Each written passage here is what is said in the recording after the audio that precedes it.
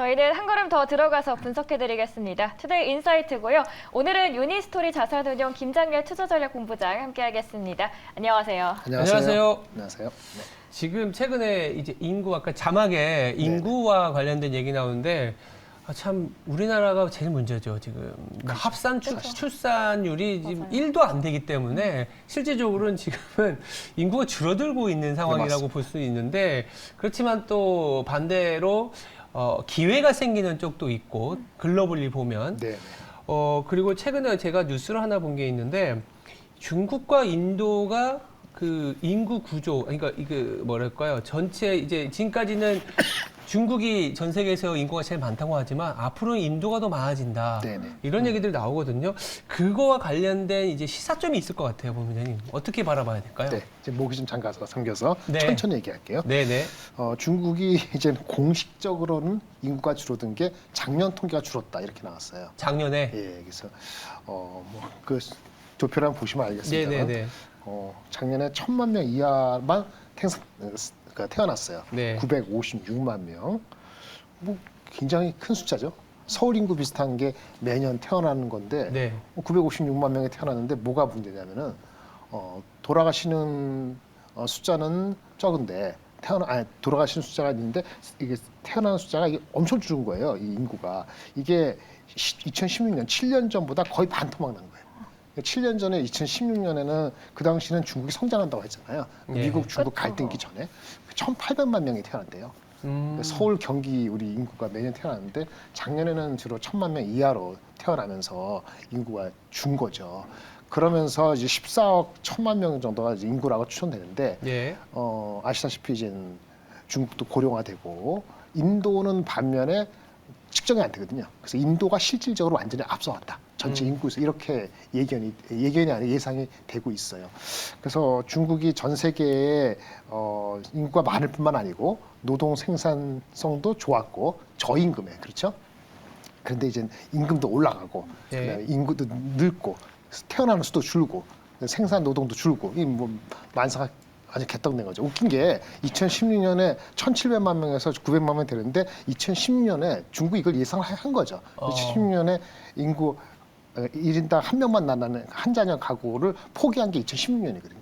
16년 포기했어요. 이제 2명 나도 괜찮아. 그리고 실질적으로는 몇 년 전인가부터는 뭐 셋 나라 뭐 이렇게 했는데 뭔 여자분들이 그 사회생활하고 우리나라 비슷하게 교육 문제, 부동산 문제 하는데 안 되는 거 아니에요. 그렇죠. 그래서 이거는 게임 끝났어요. 그러면 지금부터 이제 결혼한다고 지금 태어난 애가 결혼한다고 치더라도 20년 걸리거든요.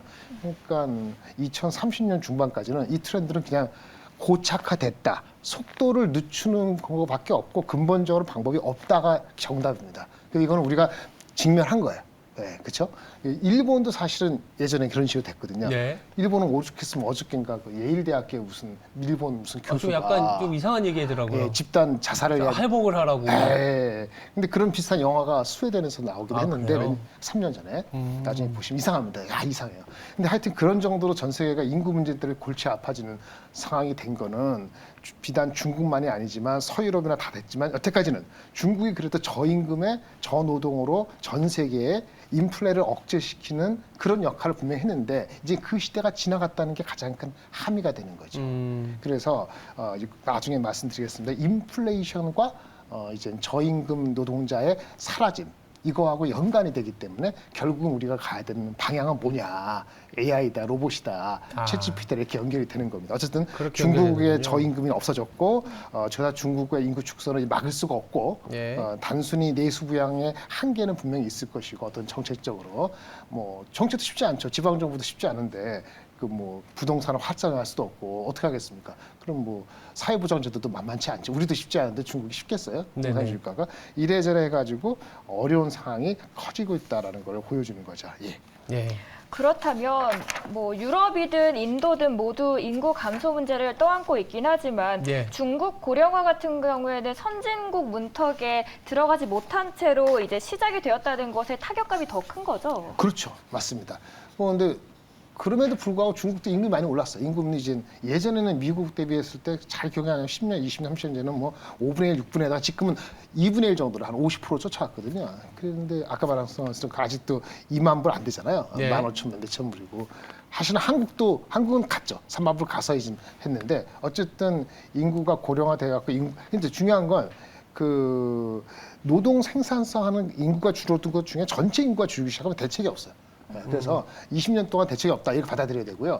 과거사를 잠깐 말씀드릴게요. 우리가 그 전 세계에서 우리 그 서유럽이나 이런 나라들도 인구가 줄어들고 우리가 보통 한 명당 가임이 여성당 한 2.1명을 낳아야지 인구가 유지되는 거거든요. 우리나라 얼마죠? 0.8명이고 예. 미국이 1.7명이에요. 네. 그다음에 일본이나 유럽 같은 저기 뭐 아시아의 그 중국도 1.2, 3명 되거든요. 그러니까 이게 우리는 얼마나 심각한지 볼 수 있는데 이런 비슷한 시츄에이션을 스웨덴도 겪었어요. 스웨덴. 우리가 복지국가 스웨덴도 1980년대 이렇게 될 때 굉장히 시리어스해가지고 2.1 내려가니까 엄청난 정책을 폈어요. 그래서 만약에 두 자녀 가지면은 엄청 복지를 주고 그렇죠. 남자들한테 그 육아휴직 가라는 거 있잖아요. 네. 9개월로 시작한 게 얘네가 1970년대 처음 시작했어요. 50년 전에 저기 이제 9개월 휴가 가라. 지금은 16개월인가 그런데 그렇게 해가지고 80년대 해가지고 한 6년 동안 확 올라왔어요. 네. 그런데 그게 10년을 못 갔어요.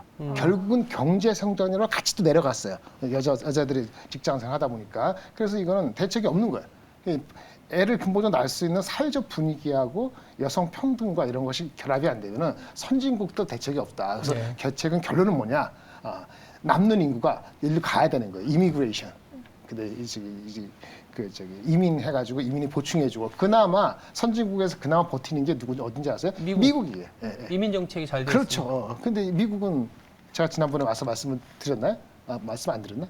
기억이 안 나는데 이미그레이션이 많이 늘었어요 작년에. 네. 그 이미그레이션 변수 팩터가 한 200만 명이에요. 아. 걔네들이. 그래서 그런 거 다음에 말씀드려요. 하여튼 그래서 네. 이미그레이션 때문에 취업 잘하지는데 미국은 그렇게 오픈 마인드잖아요. 네. 오픈 마인드인데 정부에 따라서 왔다 갔다 하지만 하는데 유럽은 이제 그거를 받아들이는 나라 안 나라의 차이가 있는 건데 근본적으로는 알 수가 없는 거죠. 근데 중국은 그렇지 않잖아요. 네, 그래서 안 되는 거예요. 그래서 이거는 우리가 매우 시리어스하게 생각해야 되고 이제 저임금은 끝났다는 걸 아주 심각하게 받아들여야 될 아주 큰 지표다. 20년 뒤에 바뀔 수 있다. 빨리 바뀌면 15년 뒤다. 그럼 10년은 그냥 가는 거다. 네. 한국은 더 시리어스다. 이렇게 보시면 되고요. 네. 인플레가 아주 장기화될 가능성이 있어서 우리 그 패드가 얘기하는 뭐 미국은 좀 다를 수도 있습니다만 근본적으로 과거식으로 2% 간다는 거는 게임 끝났다. 이렇게 보시는 게 맞다고 봅니다. 네. 그렇다면 뭐 대책이 없다라고 말씀을 해주셨지만 그래도 저희는 살아날 구멍을 좀 그렇죠. 찾아야 되지 네네. 않습니까? 네네. 그동안 한국은 중국의 고성장 수혜를 좀 누려왔습니다. 그렇다면 이 시점에서 우리가 좀 방향을 전환할 시점이 온 건가요? 방향을 전환을 해야죠. 우리나라 입장에서는 중국에 의존하는 걸 좀 막 줄여야 돼요. 네. 뭐 우리 저기 뭐 애플도 그렇고 다 인도로 뭐 생산 기지를 옮긴다 이러잖아요. 저임금을 찾아서 생산성 있는 곳으로 인도로 가요. 인도는 30살 이하잖아요. 평균 나이가. 베트남도 조금 아직 낮고 중국이나 한국은 이미 30대 후반이거나 40대 초중반이니까 이 게임 끝난 거란 말이에요. 인근 높아지. 그래서 생각보다 빨리 인도 쪽이나 이런 쪽으로 동남아시아 지역으로 팔로도 그렇고 생산 기지도 단기적으로 계산해서는 돈이 안 남을 것 그렇죠. 같은데 이게 진짜 5년, 10년 또는 10년, 15년을 보고 투자를 할 마음이 있지 않으면은 어렵다라고 생각이 들어서 중국 대신에 vs 동남아 고성장으로 가는 것을 매우 가속화, 생각보다 한 3배 이상의 가속화를 하지 않으면은 어렵다라고 생각이 드는데 우리가 그 심각성을 덜 느끼는 것 같아요. 애플 같은 경우도 매우 빠르게 원래는 한 인도에서 생산하는 것을 뭐 천천히 5년 내에 한 30% 생각했는데 한 2, 3년 내에 바로 할 것 같거든요. 이런 그 가속화되는 것도 우리가 추정을 하지 않으면 뒤처진다라고 말씀을 드릴 수 있겠죠. 네. 사실 이제 동남아 쪽 우리나라가 이제 수출도 사실 아세안 쪽으로도 15% 가까이 되기 때문에 네. 우리나라가 어떻게 보면 잘 뭐 변화를 주고 있는 건 맞는 것 같아요. 그럼에도 불구하고 전 세계가 지금 고민하는 게 인구 자체의 어떤 늘어나는 폭도 줄어들고는 있지만 고령화가 빠르게 진행이 되다 맞습니다. 보니까 고령화죠. 인구에 의한 이 노동력에 의한 글로벌 성장률이 계속 떨어진다라는 고민이 있거든요. 네, 그러다 생산성 보니까 떨어지죠. 당연히 기술로 넘어가는 것 같아요. 네. 그러다 보니 최근에 나온 게 로봇, AI 이런 부분들이 인구에 의한 성장을 대체하는 이런 그렇죠. 아이디어들이 나오고 있는데 이 상용화 이 부분 또 어떻게 보고 있는지 그 저기 궁금합니다. 대표가 지금 이게 좀 데이터가 지금 지나가는데 2021년도만 보더라도 네. 중국 같은 경우도 로봇의 밀도라는 인구 대비해서 로봇이 몇 개 있냐 이런 건데 지표가 322예요. 네. 한국이 1000이거든요. 그러니까 어떻게 보면 한국이나 싱가포르 대비했을 때 중국은 3분의 1 정도밖에 로봇화 자동화가 더딘 게 2021년도인 거죠. 네. 코로나 끝나기 전에. 네. 코로나 끝나고 GPT 나오고 하면은 물론 거긴 공사국가이기 때문에 그것도 규제가 들어가고 여러 가지 버틀렉이 있겠습니다만은 방향을 이렇게 가야 되는 거니까 중국이 322가 한국처럼 600, 700으로 간다. 이 대만도 있고 그런데 그렇게 되면 그 자동화는 엄청 빠른 거고 로봇에 대한 수혜 그리고 거기에 따른 산업의 융성은 더 빠를 수밖에 없다고 보는 거죠. 이거는 필연적인 것 같아요. 한국과 격차 3배입니다. 한국이 그만큼 빠른 거예요. 한국은 어떻게 보면은 그 단순히 로봇으로 산업해서 쓰는 거는 밀도는 꽉 찼어요. 꽉 찼죠. 우리는 이제 그걸 가지고 여러 서비스 산업에 이런 걸 활용하는 측면이 중요하고 소프트웨어나 반도체 칩을 가지고 수출하는 게 중요한 거고 중국은 아직 로봇 밀도가 낮기 때문에 네. 그 나라를 부흥하기 위해서 그거를 실질적으로 생산 그 페니트레이션을 높여야 되는 거니까 좀 얘기가 다른 거거든요. 그래서 한국은 수출하는 입장에서 많이 하겠습니다만 소프트웨어를 개발한다, 반도체 칩을 한다, 예. 그걸 활용한다 이런 측면에서 눈에 보이지 않는 무형은 아직 할 게 많지만 산업 현장에 쓰이는 건 이미 많이 왔기 때문에 예. 우리는 중국한테 파는 중국의 로봇 밀도가 높이는 거 거기에 주목을 해야 될 것으로 보여지고요. 앞으로도 굉장히 급격하게 중국의 자동화율은 빨라질 것이다. 자동화되는 쪽의 산업은 장기적으로 한 5년을 본다면 매우 밝다라고 말씀을 드릴 수 있겠습니다. 오히려 자동화. 그러면 이런 중국의 인구 구조 변화가 우리에게는 기회로 작용하는 분야가 자동화 그리고 AI 쪽 예, 로봇이 그렇죠. 되겠네요. 이게 뭐지 여기서 말씀 안 됐습니다만 로봇이 많이 밀도가 높아지면 로봇에 들어가는 감속기라든지 그렇죠 부품 같은 경우에 우리는 로봇만 생각하지만 레인보우 로봇 난리 했잖아요. 네. 네. 근데 레인보우 로봇 같은 것이 뭐 한두 개 나오겠습니까? 근데 거기에 들어가는 실질적인 여러 가지 부품 중에서 감속기 예를 들어서 그럼 그런 부품들을 만드는 회사들은 장기적으로 굉장히 좋은 거거든요. 근데 중국과도 거기에 익스포저 돼 있고 중국에 수출하는 회사도 있어요. 제가 뭐 종목을 얘기하지 않겠습니다. 네. 그 종목도 올랐습니다만 그래서 그 감속기 같은 종목은 장기적으로 봤을 때 얘네들의 판매처인 중국 또는 로봇 업체 이런 쪽에 판매되는 회사들은 멀티플이 꾸준하게 상승될 수 있는 그런 유망한 종목이라고 말씀드릴 수 있겠죠. 네.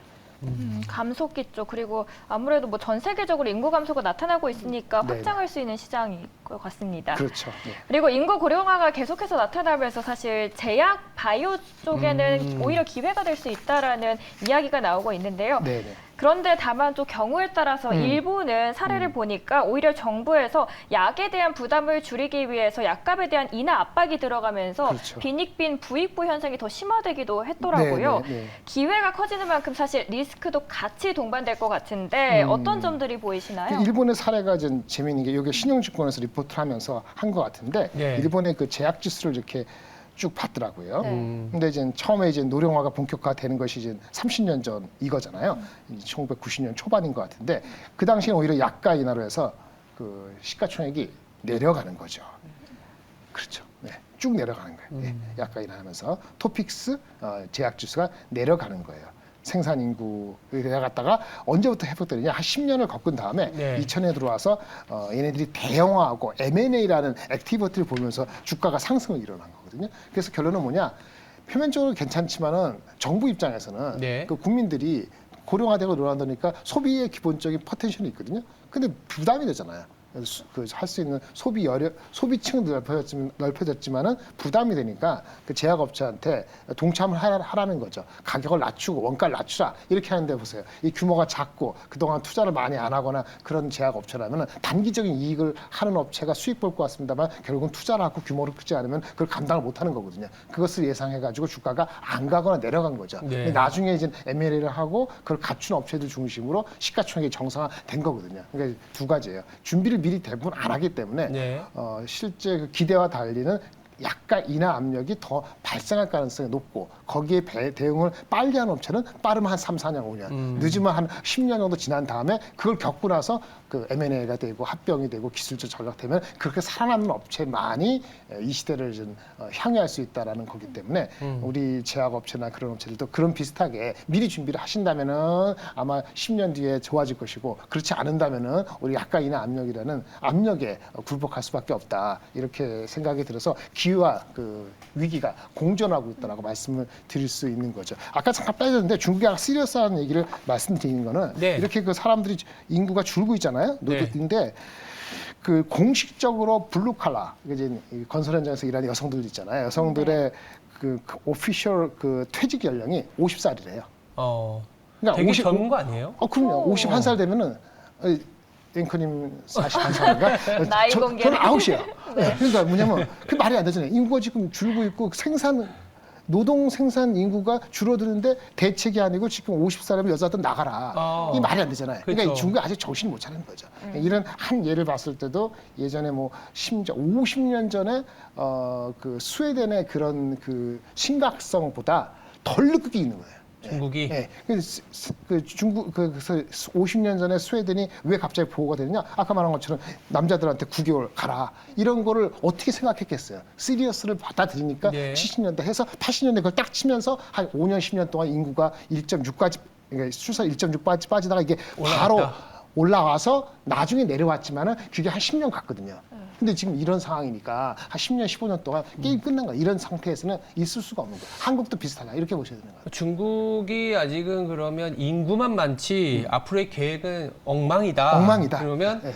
엉망인 거 말고 기회가 있는 쪽 보자라는 게 아까 뭐 인도 시장이나 그렇죠. 동남아의 인구가 커지는 거에 좀 확장성이 가까워가고 그와는 별개로 이 중국 전체나 글로벌 보면 고령화되고 있고 그렇죠. 고령화되고 있는 상황에서 이 제약을 아까 이 얘기를 했지만 제약 같은 경우에는 약간 인하의 압력이 있지만 또 한편으로는 이게 우리가 경험을 하고 있다라는 거는 예전에는 10년이 걸리고 5년이 걸렸지만 경험을 했다라는 거는 그게 굉장히 좁아진다는 얘기잖아요. 약간 인하의 압력은 있지만 이미 알고 있기 때문에 M&A와 대형화되고 있는. 그렇죠. 그래서 JP 모건 헬스케어 컨퍼런스 같은 것도 보면은 빅파마들이 이제는 오히려 괜찮은 기업들을 인수하는 그런 과정으로 가기 때문에 제약주도 오르면 좀 기회가 있다. 이렇게 아까 볼 수 있는데 말씀하신 좋은 지적이세요. 네네. 이게 과거 경험이 있기 때문에 모든 사이클이 짧아지죠. 아까 이런 사례가 10년, 15년이면 10년, 15년 내버려두는 게 아니고 3년, 5년. 그런데 문제는 기본적으로 사람들의 사고방식이기 때문에 이렇게 얘기가 되더라도 한 5년 이상은 걸리는 거예요. 지금 사이클에서는 당장에 시행이 안 되는데 앵커님 말씀하신 대로 과거보다는 사이클이 짧아지니까 네. 그런 액션을 보이려는 그런 비전을 보이는 회사라면 네. 그런 말 어구에 어텐션을 주의를 주목할 필요는 분명히 있다고 말씀드릴 수 알겠습니다. 있겠습니다. 그러면 조금 우리가 긴 얘기, 뭐 거창한 얘기 한 이유는 결국 우리 시장에서의 아이디어를 뽑아내기 위함이지 않습니까? 그렇죠. 인구라든지 로봇이라든지 제약까지 넘어갔었는데 조금 더 좁혀서 국내 시장에 투자 기회, 뭐 위협 요인도 분명히 있고 다만 또 투자 기회로도 연결시킬 수 있을 네. 것 같거든요. 네, 네. 뭐 내수 같은 경우에는 개판이란 말은 좀 제가 제거하겠습니다. 소위. 조금 소위라는 얘기를 하더라고요. 내수는 안 좋을 것이다. 이런 얘기들 내수. 하지만 그래도 글로벌 인구 구조가 변해가는 이 상황에서 챗 GPT라든지 이런 AI 로봇이 부각되는 건 또 한국에는 기회다. 이런 얘기들까지 나오기 때문에 지금 이제 딱 결론적으로 우리나라 시장에 주는 시사점과 투자 네. 전략 어떤 기업의 종목을 가져가야 될지 이 한번 얘기를 해봐야 될 것 같아요. 이게 한 달 전에 얘기했으면 장비표스로만 얘기했을 것 같은데 한 달이 지났어요. 그 네. 챗GPT 포함해서. 네. 그래서 이제는 조금은 더 신중하게 접근하실 필요가 있다. 신중하게. 글로벌 챗GPT의 시대는 시작이다라는 측면은 맞아요. 그 네. 시작이라는 의미는 그 산업에서 그다음에 생활에서 활용돼서 실제 생산성으로 드러나시는 시기로 본다면 이제 시작이니까 이게 3년 스토리인지 5년 스토리인지 모르지만은 시작에 불과하다 맞죠. 이제 시작이다. 근데 주가는 지난 한 달 사이에 네. 많은 걸 땡겼어요. 맞아요. 그런 많은 땡긴 주식 중에서 실제 글로벌 경쟁력이 있느냐. 한국 예를 들어 이런 거죠. 한국의 뭐죠? SKT, KT, 뭐 수많은 그 큰 마치 미국의 빅테크 같은 업체들하고 협력하는 수많은 AI 관련되는 소프트웨어라든지 여러 가지 부품 업체라든지 있고 반도체도 있고 설계 업체도 있고 그 AI 반도체 업체도 여러 가지 많잖아요. 그런데 문제는 그 근본적으로 카카오하고 SKT가 하는 그 뭐 각종 여기 챗 GPT 관련되는 경쟁력이 어떻게 전개될지가 정확히 모르기 때문에 그 우리 한국 대기업하고만 경쟁력에서 이렇게 잘 컬래버레이션 됐다고 해가지고 네. 이 스몰 캡들이 글로벌리 인정받을 수 있을 것인지는 또 다른 문제인데 주가는 많은 걸 끌어당겼어요. 근데 그래서 그 업체들 중에서 아마 10개에서 2개 이상 되기는 어려울 것 같아요. 살아남는 것이. 그래서 옥석을 충분히 가려야 될 것 같고요. 네. 단기적으로는 많이 올랐습니다. 제가 뭐 여러 그 방송에서 얘기했던 저도 이제 우연찮게 좋은 후배님이 한 리포트를 가지고 했던 그 업체 같은 경우도 실제 해외 매출의 가능성이나 그 아니면 제품의 포트폴리오의 실질적인 다양성 측면에서는 좀 확인될 필요가 있거든요. 뭐 어떤 얘기인지 아실 거예요. 뭐 상한가도 갖고 하든지 뭐 많이 왔어요. 체크를 하실 필요가 있는 거기 때문에 네. 좀 신중하게 네. 8개, 9개는 아웃일 수 있다. 아웃일 수 있다. 예, 그게 뭐 2개월, 3개월 내 아웃은 아니고 뭐 2, 3년 뒤에 보니까 이건 거품은 아니고 너무 오버했네라는 생각이 들 수 있기 때문에 신중하게 이제부터 접근하실 필요가 있다라고 생각이 들고요. 예. 그러다 보니까 결국은 다시 큰 업체로 가는 거예요. 예. 삼성전자, 하이닉스, 삼성전자. 엔비디아 아니면 그런 업체들이 많이 반영했다 그러면 네. 그러면 마이크로소프트가 빙이 검색의 근본적인 달라지면 구글하고 진짜 큰 게임이거나 하면 다시 또 마이크로소프트가 좀 더 강력한 우리 투자 전투되는 거기 때문에 한국의 글로벌 최대 업체 시대에 동참하는 건 맞지만 주가가 한 80% 또는 95% 반영된 게 있기 때문에 현재 입장에서 지금 저한테 물어본다면은 매우 신중하실 필요가 조금만 있다라고 신중하자. 네 그렇게 생각이 들고요. 대형주 중심으로의 체크 정도만 지금 접근하시는 게 맞지 않을까 생각이 듭니다. 알겠습니다. 챗 GPT 관련해서는 좀 확인을 해보고 투자하는 게 조금 더 필요한 시점 같습니다. 지금까지 전반적인 거시적인 시장 환경에 대해서 이야기 나눠봤습니다. 지금까지 투데이 인사이트 시간이었고요. 유니스토리 자산운용 김장렬 투자전략본부장 함께했습니다. 말씀 감사합니다. 네, 감사합니다. 감사합니다. 네.